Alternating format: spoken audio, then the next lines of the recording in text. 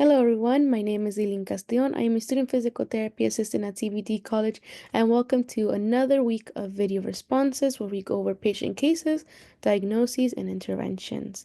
This week, our main focus was on peripheral disorders, and our main focus for this video would be post-polio syndrome. Now, to get started, I'm going to give you some information on what this disorder accounts for and how we can use some interventions to help better our patients' functional mobility and daily activities. So, some information on post-polio. Post-polio is part of the peripheral nerve disorder that causes asymmetric weakness and paralysis caused by viral infection. This syndrome causes a long-lasting fatigue that does not go away with rest. It also causes loss of functional abilities. About 25 to 50% of patients who have had poliomyelitis will eventually develop post-polio. If the patient had a stronger onset associated with polio, they will have a higher chance of having post-polio syndrome. Women also have a higher chance of developing post-polio syndrome.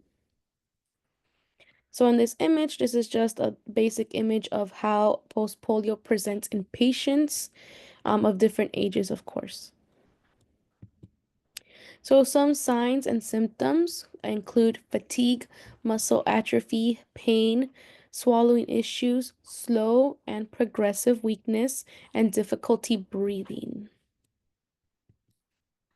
Some modifiable and non-modifiable risk factors include weight gain, joint pain, stress management, pain management, and modified activity levels. Now, for non-modifiable risk, one can be initial polio infection, age, level of functional recovery, and genetics. So how is this diagnosis confirmed? Well, there are a few ways. One way can be electromyography, muscle biopsy, MRIs, CTs, and blood test. Some precautions we want to make sure that we're taking with our patients is energy conservation, pacing activities, managing stress, assistive devices, maintaining a healthy lifestyle, and protecting the lungs from any infection. So why is it important for patients with post-polio to be active? Well, based on recent research, patients with post-polio syndrome who engage in regular physical activity can have a higher level of function and present with fewer symptoms. This information was taken from the American Physical Therapy Association page, and it gave us a guideline of what we can do for general strengthening. So this includes exercises that should not cause the patient to feel soreness or pain. Exercises should not lead to fatigue.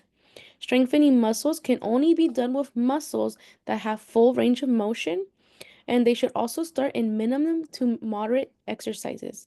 And we should slowly progress. As for aerobic exercises, the duration should be about 3 to 4 times a week, 30 minutes max. Walking is okay. You can also walk on a treadmill, but if the patient does present with symptoms of leg weakness or pain, then they should not be using a treadmill.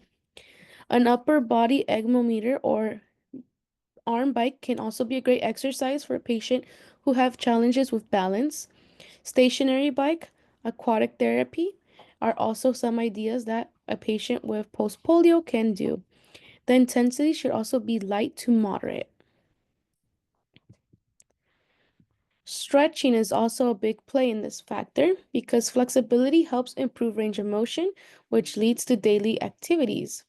So some daily activities that a patient might be able to do if they're feeling much better is for cleaning, self-hygiene, walking, and this is why it is important for them to be active because this activity can help them with their daily activities that also include even cooking or taking care of their children, walking their dog.